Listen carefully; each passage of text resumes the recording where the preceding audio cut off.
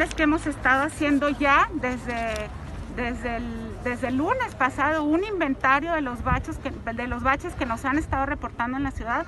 Ustedes saben que los baches no se pueden reparar hasta que no pare la lluvia. Al menos tenemos reporte de 4 vehículos que han sido dañados en los rines, las llantas, debido a los baches, a 2 baches de gran tamaño, sobre todo en la avenida Heroico, Colegio Militar.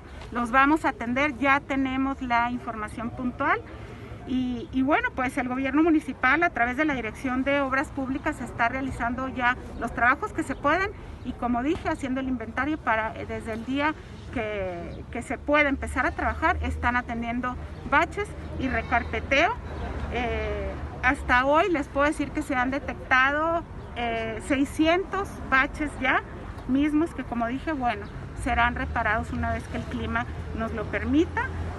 Yo les pido a la ciudadanía nuevamente que utilicen la aplicación Marca el Cambio para reportar estos baches.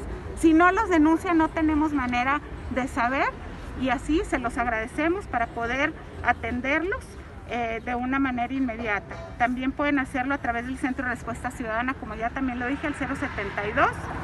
Y bueno, pues estamos a la orden.